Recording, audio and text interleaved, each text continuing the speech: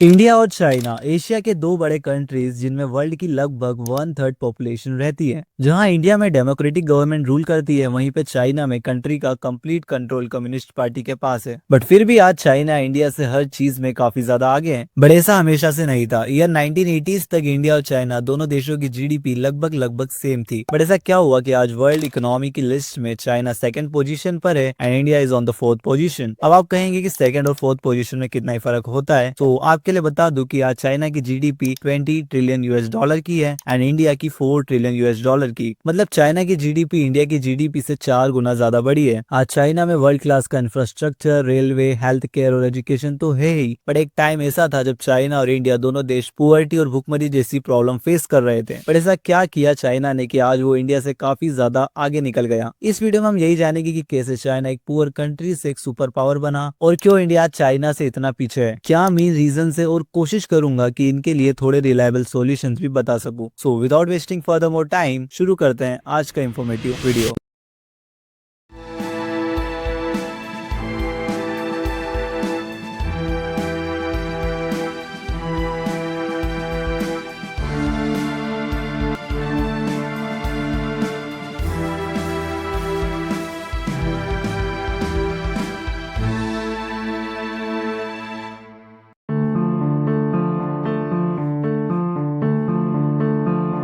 तो इस टॉपिक को अच्छे से समझने के लिए हमें चाइना के हिस्ट्री में जाना पड़ेगा। चाइना में ईयर 1929 में दो ग्रुप के बीच सिविल वॉर शुरू हुई, जिनमें नेशनलिस्ट पार्टी और कम्युनिस्ट पार्टी शामिल थी। ये वॉर आगे चलकर 1949 में खत्म हुई एंड कम्युनिस्ट पार्टी ने सिविल वॉर जीतकर पीपल रिपब्लिक ऑफ चाइना की स्थापना की।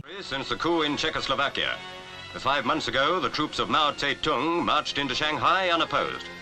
That victory was celebrated in July at a gigantic parade in what is today the largest red city in the world, now so isolated. और माओ Zedong वहां पे as a leader बन के सामने आया। इसी दौरान कुछ बचे कुचे नेशनलिस्ट पार्टी के लोग बगल के आइलैंड ताइवान में जान बचाकर भाग गए। माओ जेडोंग कहने को तो एक पॉलिटिकल लीडर था, बट उसकी मेंटेलिटी एक डिक्टेटर जैसी ही थी। अपने रूलिंग में आते ही माओ ने 1958 में ग्रीन लीफ फॉरवर्ड कैंपेन शुरू किया, जिसमें रैपिड इंडस्ट्रियलाइजेशन और एग्रीकल्चर पर फोकस किया गया, जिसमें इंडस्ट्रीज लगाई गई और देश के सारे फार्म्स को कलेक्टिव वे में हड़प लिया गया, सेम लाइक जोसेफ स्टालिन। लोगों से कहा गया कि वो अपने बैकयार्ड में स्टील मैन्युफैक्चर करें, बट जो स्टील लोग बनाते थे वो किसी भी काम का नहीं होता था। इसी दौरान चाइना में हिस्ट्री का सबसे बड़ा फेमाइन होता है, जहां 20 से 40 मिलियन लोग मारे गए। अब ये सब होने के बाद माओ के खिलाफ देश में कई सारे प्रोटेस्ट हुए, बट इसके बाद ईयर 1966 में माओ ने एक और प्रोग्राम लॉन्च किया, जिसे कल्चर रेवोल्यूशन नाम दिया गया, जिसे माओ ने एक रेड गार्ड नाम की टीम बनाई, मेजरली यंग चाइनीज सिटीजन्स की, जो कि उस हर इंसान को परेशान करते जो भी माओ और उसकी बुराई करता। ऐसा नहीं था कि माओ ने सारे बुरे ही काम किए थे। माओ जेडोंग ने वुमेन्स राइट और एजुकेशन की फील्ड में काफी अच्छे काम भी किए एंड ईयर 1976 में माओ की डेथ के बाद डेंग शाओपिंग लीडरशिप में आए एंड यहीं से असली गेम शुरू हुआ। डेंग ने आते ही सबसे पहले फार्म्स का डीकलेक्टिवाइजेशन शुरू किया, जिसमें फार्मर्स एक decided amount of money government को देकर अपनी बाकी फसल कहीं और भी बेच सकते थे। इसी ऑर्डर से लोगों में काम करने का एक नया उत्साह जागा। डेंग ने 1980s आते आते स्पेशल इकोनॉमिक जोन भी बनाना शुरू किए, जिसमें आज के शेंजन जैसे शहर शामिल हैं, जो कि एक टाइम पर फिशिंग विलेज हुआ करता था। आज के टाइम की बड़ी बड़ी कंपनीज की शुरुआत जैसे हुआवे, टेंशन, BYD की वहीं हुई थी। स्पेशल इकोनॉमिक जोन्स में कंपनीज काफी हद तक चीजें अपने कंट्रोल में रख पाती थी और टैक्स में भी उन्हें काफी ज्यादा छूट मिलती थी। इसी से चाइना में फॉरेन इन्वेस्टमेंट भी काफी ज्यादा बढ़ गया। चाइना ने हमेशा से मैन्युफैक्चरिंग पर काफी ज्यादा ध्यान दिया था, जिसके लिए उन्हें ह्यूमन कैपिटल की जरूरत थी। इसलिए 1980s आते आते चाइना में 9 ईयर कंपलसरी एजुकेशन लॉ लाया गया, जिसमें लोगों को बेसिक एजुकेट किया गया, जिससे मैन्युफैक्चरिंग की स्पीड और तेज हो गई एंड लिटरेसी रेट में भी काफी ज्यादा सुधार आया। डेंग ने काफी सारा पैसा इंफ्रास्ट्रक्चर डेवलपमेंट में भी खर्च किया, जैसे basic roads, highways, railway lines, buildings और भी काफी सारी चीजें बनाई गई। 1990 में चाइना की GDP around 400 billion US dollar की थी। वहीं 2010 आते आते वो GDP 6 trillion US dollar touch कर गई। 2001 में चाइना ने वर्ल्ड ट्रेड ऑर्गेनाइजेशन ज्वाइन किया, जिससे चाइना की ग्रोथ और तेजी से होने लगी एंड 2009 में चाइना ने जर्मनी को पीछे छोड़कर वर्ल्ड लार्जेस्ट एक्सपोर्टर का खिताब भी हासिल कर लिया। 2011 की एक स्पीच में शी जिनपिंग ने स्पीच में ये भी कहा था कि चाइना ने लगभग 800 मिलियन लोगों को गरीबी से निकाला। आज चाइना में world class infrastructure, world class education, world class technology और भी बहुत सारी चीजें हैं। जहां इंडिया में मीम्स बन रहे थे कि चाइना का माल खराब ही होता है, बट आज चाइना वर्ल्ड के बेस्ट प्रोडक्ट बनाता है और पूरे वर्ल्ड में बेचता है।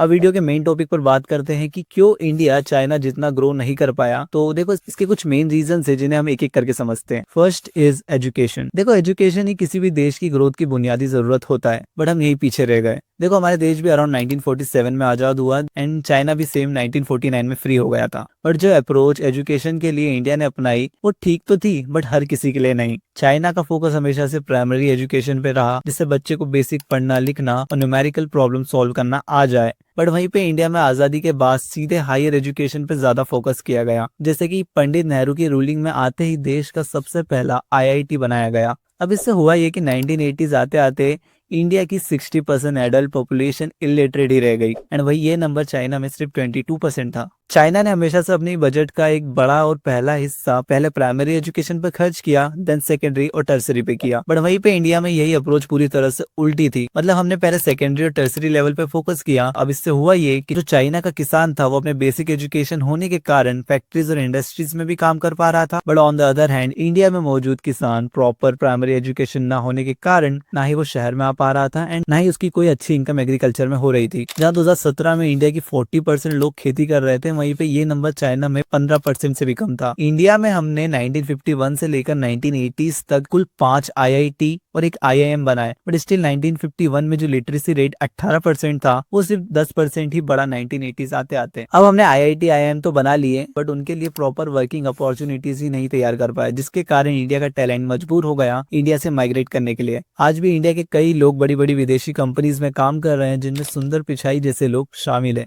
इन्हें इंडिया में उतनी अपॉर्चुनिटीज मिलती तो आज इंडिया की ग्रोथ काफी ज्यादा होती। हमने हमारे बजट का 4 से 5% हिस्सा एजुकेशन में डाला, जो कि काफी बढ़िया था, बट हम ये देखना भूल गए कि वो प्रॉपर्ली यूज हो भी रहा है कि नहीं। ये इमेज है एक इंडिया के गवर्नमेंट स्कूल की और ये दूसरी इमेज है चाइना के गवर्नमेंट स्कूल की। आप डिफरेंस क्लियरली देख ही पा रहे होंगे। पुअर क्लासरूम्स, अनस्किल्ड टीचर जैसी दिक्कतें इंडिया में आज भी हैं। जैसे ये मैडम जो कि बच्चों को इंग्लिश पढ़ाती थी, जिन्हें खुद बेसिक इंग्लिश पढ़ना नहीं आती। आप पढ़िए, आप पढ़िए, ये पूरा पैराग्राफ पढ़िए।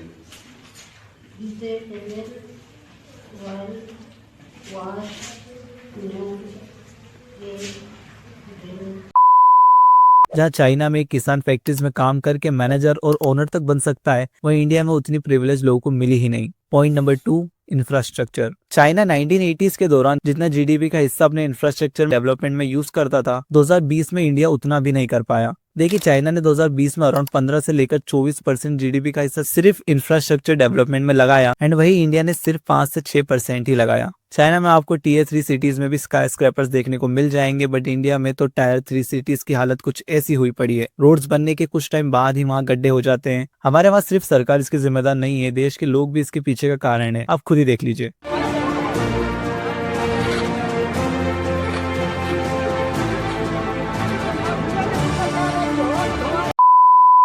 बिहार में 2014 के अंदर सिर्फ 17 दिनों में 12 ब्रिज कोलैप्स कर गए due to poor material, poor maintenance के कारण। जहां चाइना में आज एक 57 फ्लोर की बिल्डिंग सिर्फ 19 दिन में तैयार हो जाती है, वहीं इंडिया में इसे बनने में लगभग 2 से 3 साल लग जाते हैं। 2014 में बिल गेट्स ने ये बात कही थी कि जितना सीमेंट USA ने अपने पूरे 100 साल में यूज किया, उससे ज्यादा तो चाइना ने सिर्फ 3 साल के अंदर ही कर दिया। चाइना में 50,000 किलोमीटर तक की फैली हुई रेलवे लाइन्स है। चाइना में क्वाइजिंग टावर नाम की एक बिल्डिंग भी है, जिसके एक साइड तो फर्स्ट फ्लोर दिखता है, बट वहीं उसके दूसरे साइड 22nd फ्लोर दिखता है। इससे आप समझ ही सकते हैं कि चाइना किस लेवल की इंजीनियरिंग कर रहा है। चाइना में हाईवेज जो 1990s में 1 किलोमीटर की रेंज में थे, वही हाईवेज 2020 आते आते 1,50,000 किलोमीटर कवर कर चुके हैं। इंडिया में भी कैपेबिलिटीज है इस तरह के इंफ्रास्ट्रक्चर बनाने की, पर एक डेमोक्रेटिक कंट्री होने के कारण, करंट पॉलिटिशियन और कुछ अनसिविलाइज्ड लोगों के कारण ये पॉसिबल नहीं हो पा रहा। जब चाइना ये सब डेवलप कर रहा था, तब हमारे देश में धर्म और जाति के नाम पर लड़ाइयां चल रही थी। सबसे बड़ा एक कारण ये भी है कि चाइना कम्युनिस्ट पार्टी की डिक्टेटरशिप में काम करता है, जिससे गवर्नमेंट का फैसला आखिरी फैसला होता है।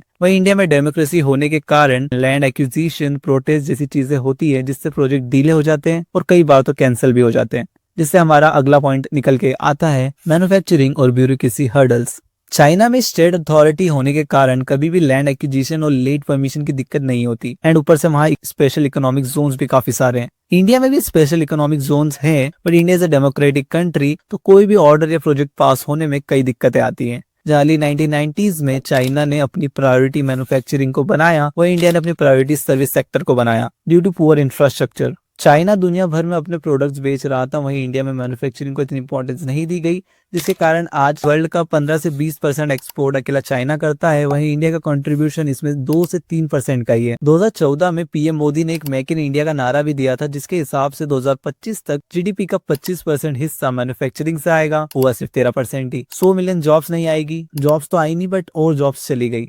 एक्सपोर्टिंग भी बढ़ाई जाएगी, बट आज इंडिया 60 से 70% इलेक्ट्रॉनिक्स चाइना से इंपोर्ट करता है। इन सब का मेनली कारण रहा करप्शन, ब्यूरोक्रेटिक हर्डल्स और पुअर एजुकेटेड लेबर फोर्स। आज है चाइना वर्ल्ड का 60 से लेकर 70% इलेक्ट्रिक व्हीकल बनाता है, वही इंडिया इस दौड़ में दूर दूर तक कहीं नजर नहीं आता। चाइना में जो रूल 3 हफ्तों में बनता है, उसकी सिर्फ फाइल पास होने में इंडिया में कई साल लग जाते हैं। हमने रिसर्च एंड डेवलपमेंट और इनोवेशन में कभी ध्यान ही नहीं दिया।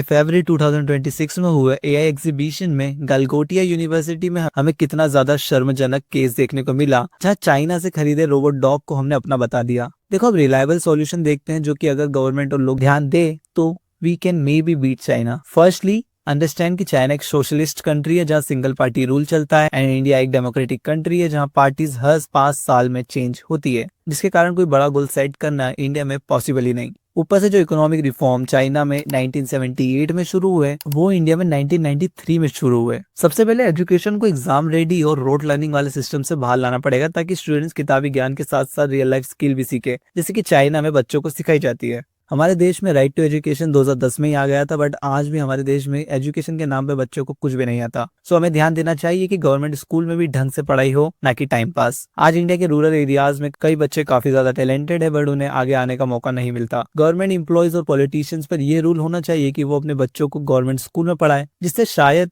गवर्नमेंट स्कूल की हालत में थोड़ा बहुत सुधार आए। स्कूल में इंफ्रास्ट्रक्चर को अच्छा करा जाए, किसी भी एरे गेरे को टीचर ना बनाया जाए। Second, infrastructure. तो देखो, हमें देश के इंफ्रास्ट्रक्चर में बजट का एक बड़ा हिस्सा डालना चाहिए, एंड इंजीनियर्स और पॉलिटिशियंस पर एक अकाउंटेबिलिटी बढ़ा देनी चाहिए, ताकि बिहार जैसे किस्से और ना देखने को मिले। और थोड़ा लिबरल होकर डेवलपमेंट करना चाहिए, ताकि बाहर की कंपनीज यहाँ आकर अपना काम शुरू कर पाए। देखो, ये वीडियो बनाने की मंशा इंडिया को नीचे दिखाना बिल्कुल नहीं था, बल्कि वो सच दिखाना था जो कि नॉर्मल लोगों से छुपाया जाता है। आज चाइना में फीमेल वर्क फोर्स भी इंडिया से काफी ज्यादा है। हमें एक्सेप्ट करना पड़ेगा कि हम अभी चाइना से काफी ज्यादा पीछे हैं। हम विश्व गुरु तो बनना चाहते हैं, बट करप्शन, अनसिविलाइज्ड बिहेवियर जैसी चीजों को कम नहीं कर पा रहे। हम आज अपने देश को पाकिस्तान, श्रीलंका और बांग्लादेश जैसे देशों से कंपेयर करते हैं, जबकि हमारा असल कंपटीशन तो यूएसए, चाइना और जापान होना चाहिए। हमें समझना पड़ेगा देश को बड़ा बनाना सिर्फ सरकार की नहीं, बल्कि हर सिटीजन की जिम्मेदारी है। अगर हम सरकार चुनते हैं तो हमें हक है गवर्नमेंट से सवाल करने का, अगर वो गलत है तो उसे क्रिटिसाइज करने का। By the freedom of speech, China अपने गवर्नमेंट और जनता के प्रॉपर सपोर्ट के कारण आज दुनिया में एक सुपर पावर बन गया है। हम भी बन सकते हैं, बट हमें धर्म, जात पात जैसी चीजों से ऊपर सोच के देश के विकास के लिए काम करना पड़ेगा। बाकी आज के लिए इतना ही, मिलते किसी और दिन किसी और नए वीडियो में। तब तक के लिए stay strong and stay positive.